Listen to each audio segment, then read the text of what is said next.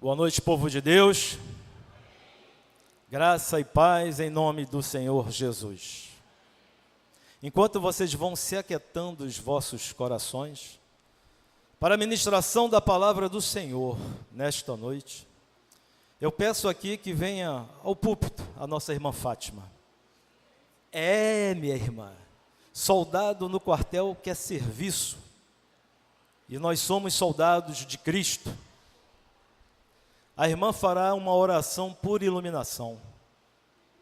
Quero agradecer a Deus essa oportunidade, o convite que me foi feito pelo reverendo pastor Carlos Alberto. A igreja sabe que eu sou muito mais ouvinte do que pregador, porque só aqui no púlpito nós temos 2 pregadores e uma pregadora da palavra do Senhor. E muitos estão assentados aí, mas pela misericórdia do Senhor, eu já rogo a Deus que interceda por mim e por vocês, porque a palavra de Deus ela é imutável, e ela por si só salva e restaura as vidas. Oremos com a nossa irmã Fátima. Ó Senhor, bendito e louvado o teu nome. Como teu filho disse ali, somos o quê? Um soldado de Cristo, e o soldado tem que estar preparado. E esta noite, meu Deus, aqui representando o teu exército aqui na terra, um exército de poder, aquele exército que vai ao campo de batalha e sabe que vai à sua frente o grande general. É nessa noite que eu quero colocar diante de ti o teu filho. Ele é um vaso usado por ti, Senhor. Faz deste homem agora instrumento nas tuas mãos. Que nada saia do coração dele, mas saia do teu coração para o coração dele. E do coração dele para os nossos corações. Meu Deus, a tua palavra, como foi dito, ela é imutável. Não sabemos a necessidade do teu povo que se encontra aqui neste lugar, mas sabemos que tu és um Deus misericordioso e nos trouxe esta noite esse homem, esse vaso, para que ministrasse para cada um de nós aquilo que precisamos ouvir.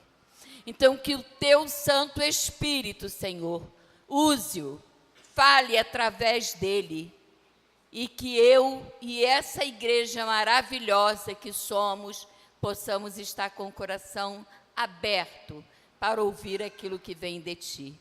Abençoa o teu filho, Senhor, porque esta noite é uma noite de bênção neste lugar.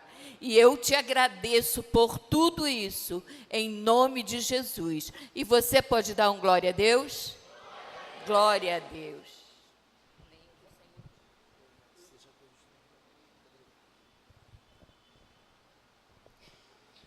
Peço aos irmãos que abram a palavra do Senhor no livro de Salmos, capítulo 126. Mas não se levantem agora, só abram a Bíblia em Salmos, capítulo 126. Deixem a palavra do Senhor aberta. Eu gostaria aqui de contar uma história, rapidamente. Alguns anos atrás, eu exerci a função de diácono na igreja presbiteriana de Coelho Neto.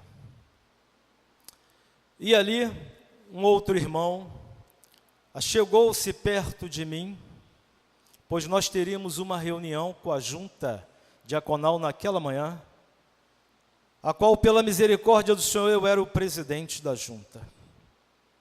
E ele nos apresentou uma situação. Uma família que padecia de cuidados materiais e espirituais. Fizemos a reunião, terminou o culto pela manhã e nos dirigimos para aquela casa. quando nos deparamos com a realidade daquela família, uma família de extrema pobreza. E Deus nos usou ali poderosamente. Vejam, Deus nos usou. Eu estou conjugando a pessoa no plural e não no singular. Ninguém faz nada sozinho na casa do Senhor. E nós, a junta diaconal, nos apiedamos daquela situação. Fizemos aquilo que é de praxe, deixamos o gênero alimentício. Voltamos para a igreja, não sentíamos fome, já era quase 1h da tarde. Oramos ao Senhor e decidimos tomar algumas iniciativas para ajudar aquela família. E naquele domingo, ao sair dali, todos os diáconos aprovaram que a gente mobilizasse a igreja para fazer uma campanha para ajudar aquela família. Cheguei em casa por volta de 2h da tarde, fiz um relatório, enviei para o pastor João Batista Borges. Esse encaminhou para o conselho. Às 4h da tarde eu já tinha um retorno. Domingo à noite, no culto da noite, lá estava eu, lançando a campanha para a Igreja Presbiteriana de Coelho Neto. E a igreja respondeu prontamente, porque a fome, ela não espera. A fome, ela não espera.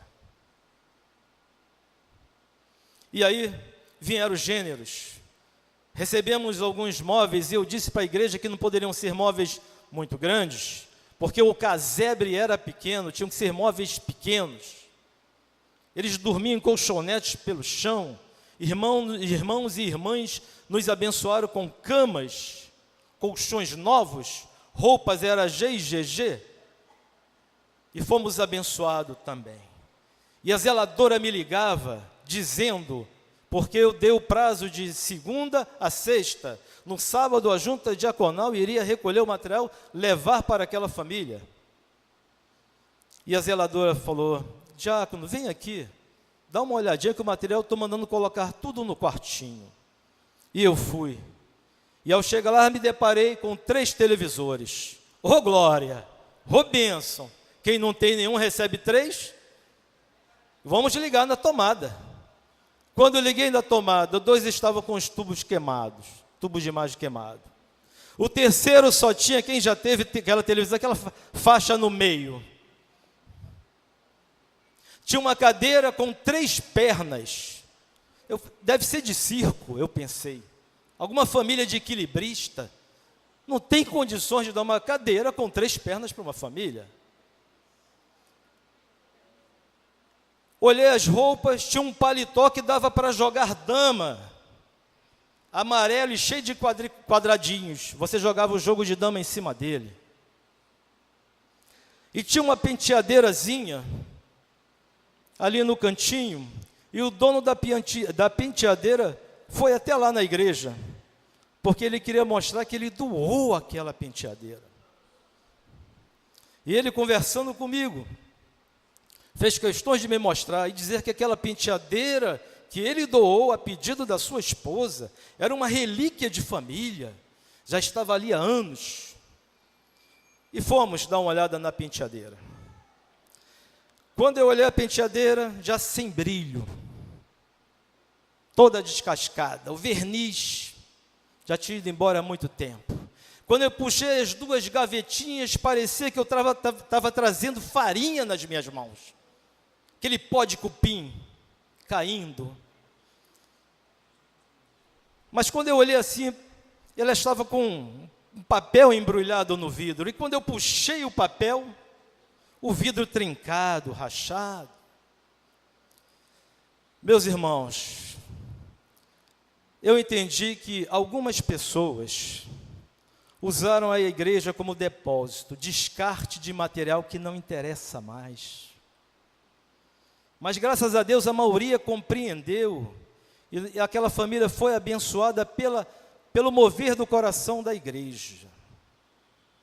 Mas esses móveis aí, eu olhando nessa penteadeira, o irmão enaltecendo, porque era um móvel de família, tinha história na família dele. E eu perguntei para ele assim: por que o senhor não restaurou esse móvel? Poderia pelo menos ter trocado o espelho. Porque eu aprendi, né? Eu não falei com ele, mas eu aprendi, porque era um senhor e era um oficial da igreja. Eu tenho muito respeito pelas pessoas mais velhas do que eu. Eu aprendi que quando a gente vai doar algo para alguém, tem que ser de bom para excelente. E o que eu fiz? Pedi o pastor para dar uma palavra na igreja, peguei aquele material, todo de madeira, que não prestava, quebrei, e o resto, que não tinha utilização, doei para o irmão vender no ferro velho. O que eu aprendi com essa história? Que muitas vezes a nossa vida espiritual, está como aquela penteadeira. Algo dentro de nós está esfarelando e nós não nos apercebemos. Muitas vezes o nosso espírito já não está brilhando mais, já não está refletindo a imagem de Cristo. E a palavra que eu quero trazer esta noite é restauração. Glória a Deus. Restauração. O tema é restauração, um retorno às origens. Agora, se você encontrou a palavra de Deus, em reverência à mesma, se puderem se colocar de pé para lermos alternadamente. Eu leio os versículos ímpares e a igreja os versículos pares. E o texto é: consolo para os que choram, cântico de romagem. Versículo 1: quando o Senhor restaurou a sorte de Sião, ficamos como quem sonha.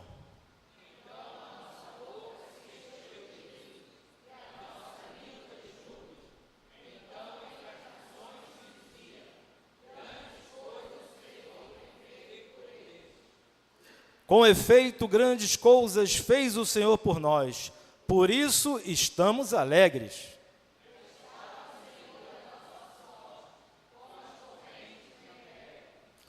Os que com lágrimas semeiam com júbilo ceifarão.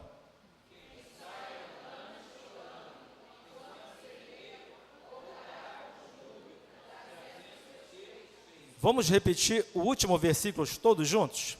Quem sai andando e chorando, enquanto semeia, voltará com júbilo, trazendo os seus feixes. Louvado seja Deus, a igreja pode se assentar. Este salmo é um salmo de romagem. Romagem quer dizer peregrinação, onde o povo de Deus saía das suas casas, suas tendas, seus vales, para adorar ao Deus em Jerusalém. Eles iam salmodiando. As canções lembravam a história da salvação e animavam a caminhada do povo. A restauração não é somente um processo de libertação, no Salmo 126. Ela também é um resgate da dignidade humana. O Salmo 126 relata a saída do povo de Deus do cativeiro babilônico. Então nós vamos entender, quem é o executor dessa obra? E eu separei 3 pontos para a nossa reflexão nesta noite. Primeiro, a restauração é uma obra soberana de Deus. Soberana de Deus. O que nós ouvimos desde o início deste culto foi alegria, júbilo, trono, glória, tudo características de onde se encontra o nosso Deus e do que Ele é capaz de nos dar também. Mas, quando no versículo 1 diz, restaura, quando o Senhor restaurou a sorte de Sião, ficamos como quem sonha. O Senhor restaurou de quê? Se você abrir a sua Bíblia, no livro de Jeremias 25, pode anotar aí e ler em casa. E ler todo o capítulo 25, mas eu só pincei o versículo 11, que diz assim, toda esta terra, no caso Jerusalém, virá a ser um deserto e um espanto. Estas nações servirão ao rei da Babilônia. Jeremias vinha alertando ao povo e ao rei sobre obediência. O povo se tornou apóstata. Pagou para ver o preço. E Deus permitiu que Nabucodonosor enviasse a Jerusalém o seu exército. O exército sitiou a cidade. Matou muitos ao fio da espada, crianças, mulheres, homens. Espoliaram, saquearam as riquezas de Jerusalém. Derrubaram o templo que o povo adorava a Deus. Jogaram as muralhas no chão e levaram cativo milhares e milhares de judeus para a Babilônia. Lá ficou resquício desse povo. Enfermos, doentes, feridos, para que aqueles que sobrevivessem enterrassem os seus mortos. É duro você sair da sua pátria e para uma pátria estranha, língua estranha, cultura estranha, ainda mais debaixo de uma opressão.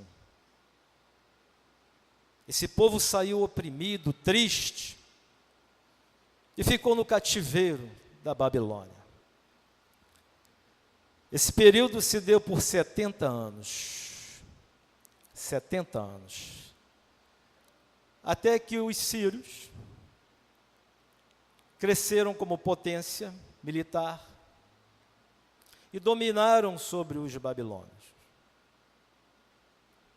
70 anos exilado. Para vocês entenderem o Salmo 126, é preciso compreender a situação que o povo estava vivendo. Porque o Salmo 126 fala de alegria, traz à memória o passado de um povo que congregava feliz, com júbilo, na casa do Senhor. E esse povo já não tinha mais no cativeiro esse júbilo, essa alegria, porque eles reconheciam tudo, menos uma coisa, a coisa principal. Eles não demonstravam arrependimento para com Deus por causa dos seus pecados. Não demonstravam. Vocês querem ver? No Salmo 137, conta a história desse povo no cativeiro. E diz assim, para não tomarmos muito tempo fazendo leitura, eu vou aqui contextualizar algumas partes. No versículo onde diz que eles estavam assentados à margem dos rios da Babilônia. Esses rios são o Eufrates e o Tigres, que cortavam a antiga Mesopotâmia. Rios com extensão de 1.900 quilômetros cada um. Hoje eles cortam 4 países do Oriente Médio. E eles sentavam ali. Eles quem? Os judeus no cativeiro. Sentar, murmurar, reclamar, pensar e não agir é uma crise de inconformidade. O povo estava apático, estava inerte, porque a situação provocava isso. Tristeza. Quando se tem tristeza no coração e ela predomina, é difícil a gente compreender outras coisas. Receber até uma palavra de esforça-te, tem de bom ânimo. Mas não era assim que o povo estava vivendo. Eles estavam lá, lembrando do passado. É a crise da nostalgia. É a crise da nostalgia. Lembrava das glórias que o Senhor tinha feito, do primeiro resgate do exílio lá no Egito, onde através de Moisés o Senhor salvou, contava as histórias da Bíblia. Mas não havia o que, gente? Arrependimento sincero de coração. Não havia esse arrependimento sincero de coração. É a crise da nostalgia. A outra crise é a crise da mágoa. A mágoa muitas vezes impede de você crescer na caminhada de fé dentro da casa do Senhor, dentro da família, dentro do trabalho, dentro da sociedade, ou onde você estiver. Porque a mágoa que se sobrepõe ao desejo, à vontade de proclamar coisas boas, porque o seu coração está ressentido, e você anda magoado, triste. Era assim que o povo se sentia, eles só tinham desejo de vingança. No versículo 7 a 9 do Salmo 137, você vai ver tudo isso aí contextualizado, e eu vou ler apenas o 9, para vocês terem uma ideia, que diz assim: feliz aquele que pegar teus filhos e esmagá-los contra a pedra. Esse povo no cativo só pensava em quê? Em se vingar. Mas como nós sabemos, Deus é soberano, e Ele é especialista em reverter situações impossíveis. Talvez tenhamos pessoas aqui, nesta noite, vivendo situações semelhantes a estas que eu acabei de citar. Você olha para o passado da sua vida, que um dia foi festa, e hoje é luto. E hoje é luto. Outrora você tinha uma família próspera e feliz, hoje está enfrentando crises e sofrimentos. Sua casa está sendo destruída, você está sendo jogado ou jogada ao chão. Quero que você saiba uma coisa nesta noite: você não ficará caído, ou você não ficará caída por muito tempo. Deus vai restaurar a tua vida, assim como Ele fez com o povo de Jerusalém. Porque você, eu, nós somos templos do Espírito Santo. Em 1 Coríntios 6,19 diz: acaso não sabeis que o vosso corpo é santuário do Espírito Santo, que está em vós, o qual tendes da parte de Deus, e que não sois de vós mesmos? E graças a Deus não temos soberania nenhuma sobre o Espírito Santo. É Ele quem é soberano sobre nós. Embora muitas vezes relutamos contra Ele, mas se permitirmos o Espírito Santo ser o condutor da nossa vida, quantas maravilhas o Senhor irá derramar sobre nós.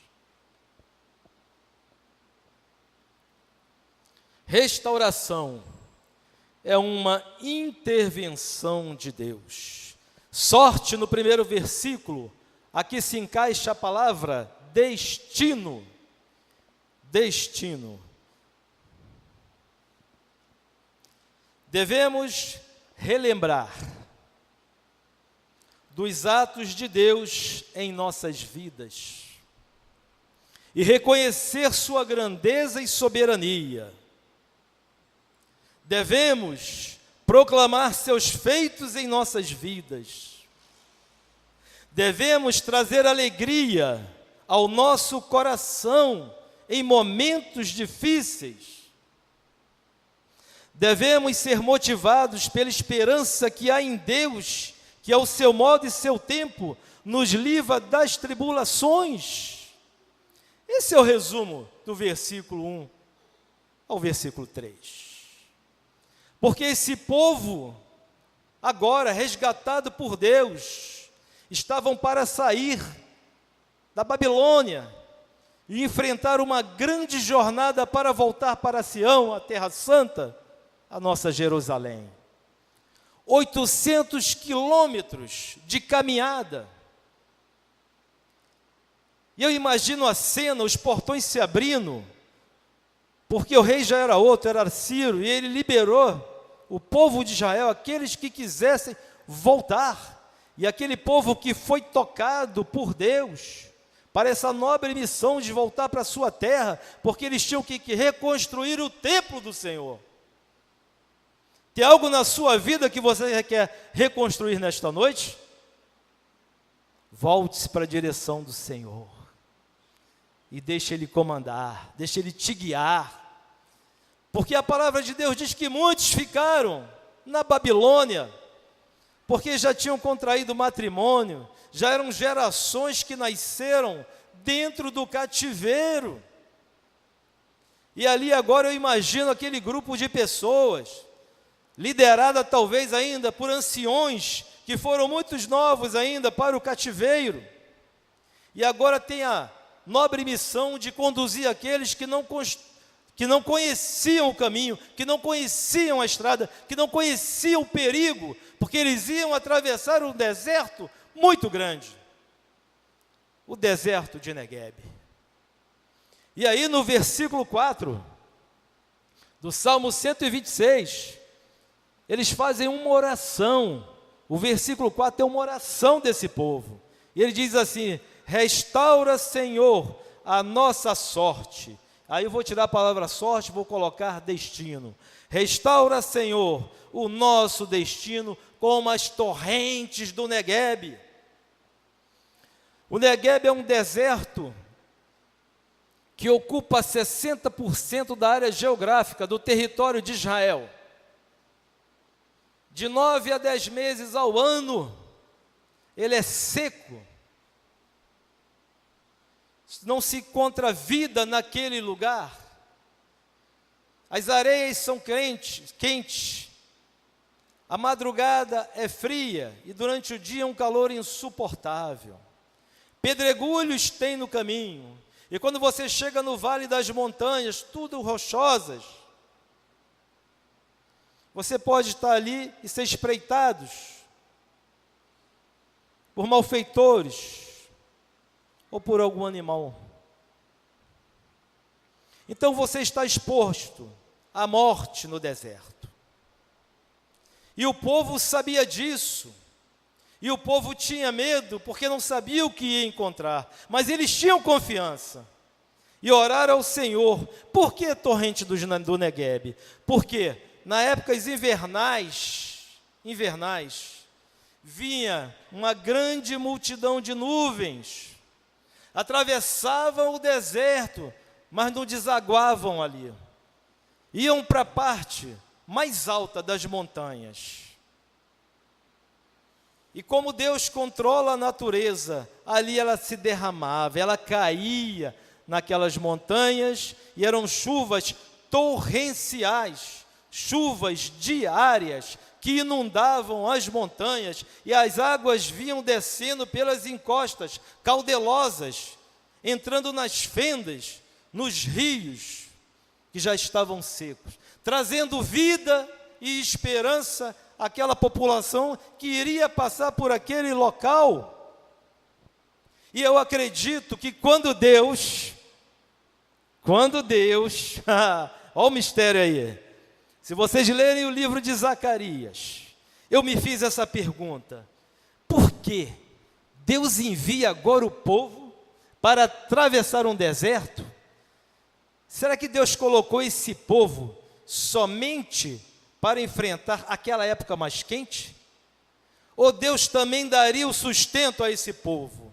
Claro que Deus vai dar o sustento a esse povo, a obra de Deus é perfeita. A obra de Deus é perfeita, principalmente na sua e na minha vida. Pode ser que estejamos passando por um deserto nesta noite,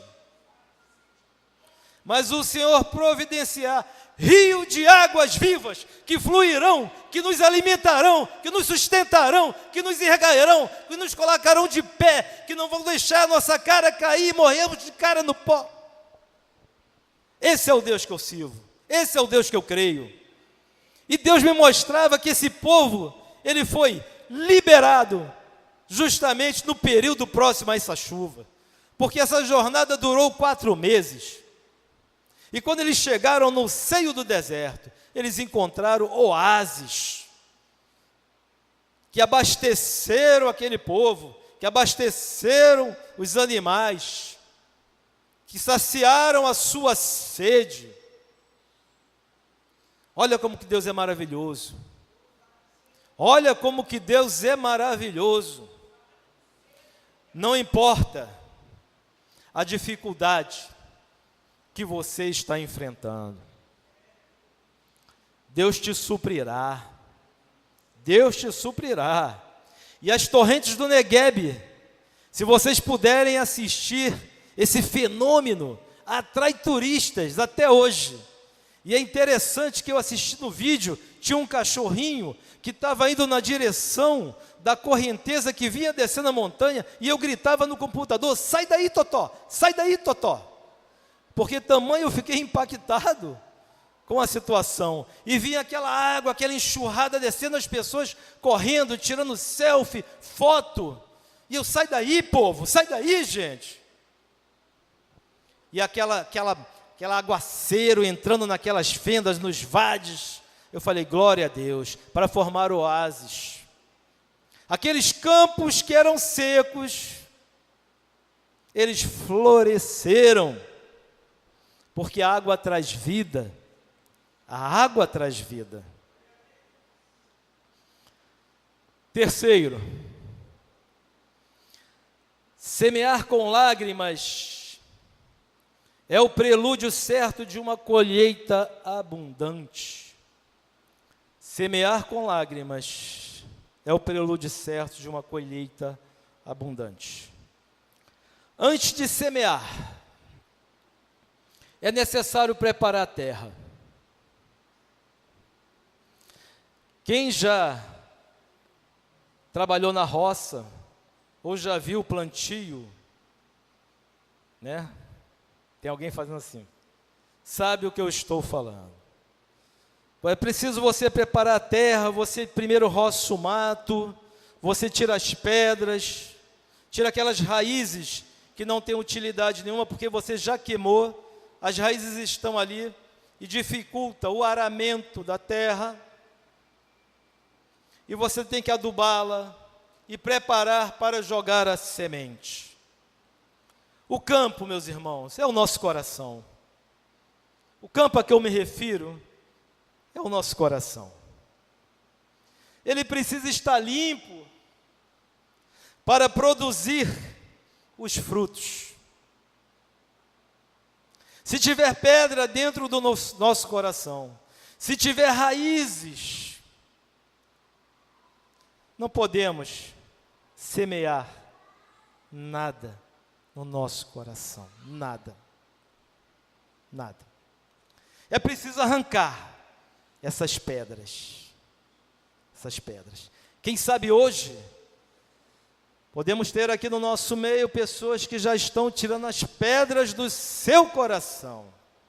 E a receita eu vou dar daqui a pouquinho, para ajudar mais rápido nesse processo. 2 dinamites poderosas, dadas por Deus, para a gente explodir essas pedras. No versículo 6 diz: as lágrimas fazem parte da caminhada de fé. Vejam lá no versículo 6. Quem sai andando e chorando enquanto semeia, voltará com júbilo, trazendo os seus feixes.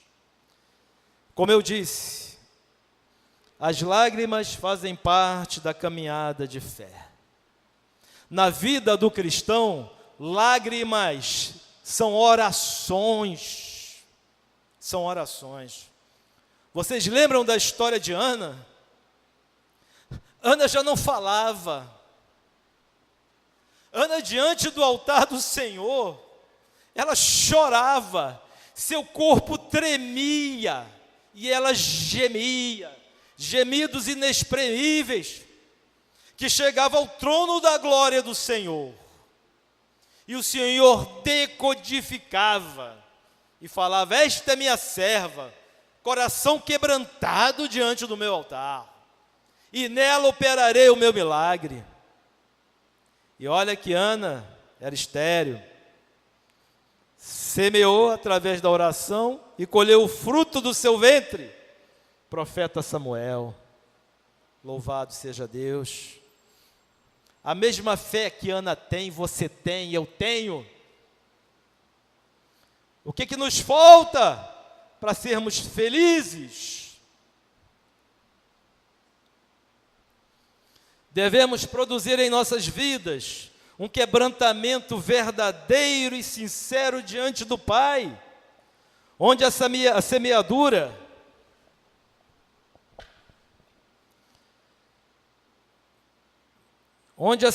através da oração trará da parte de Deus as bênçãos através dos feixes. Se você quer produzir fruto na sua vida, se você quer restaurar algo dentro de ti, algo dentro da sua casa, algo dentro da sua igreja, é necessário exercitar duas coisas: amor e perdão. Amor e perdão. Essa é a pedra que obstrui, muitas vezes, o fruto florescer. Pedras. E quando se fala de perdão, não é fácil perdoar, porque não temos a prática de fazê-lo constantemente. Ferir, magoar, é fácil. É fácil. Isso se faz constantemente. Constantemente. Perdoar, dar o primeiro passo, é difícil. É difícil. Porque a gente tem que arrancar essa pedra que está no coração. Liberar a passagem, liberar o caminho. Só assim a restauração será possível nas nossas vidas. Eu já estou concluindo. Cadê a jovem Raíssa? Já estou concluindo. Este salmo nos mostra o sonho do passado, a realidade do presente e a esperança no futuro. Quero dizer para os irmãos que sem esforço, sem luta, sem dor e sem sofrimento, não podemos mudar nenhuma situação, porque nada é fácil. Deus não é Deus de facilidade. Se Deus fosse o Deus da facilidade, nós estaríamos no Éden até hoje. Cuidado com as alianças que você faz. Cuidado. A serpente era amiga da mulher. A serpente frequentava a casa de Eva. A serpente sabia das fraquezas de Eva. Cuidado, igreja. Cuidado com aquilo que falamos. Muitas vezes estamos entristecendo o coração de Deus.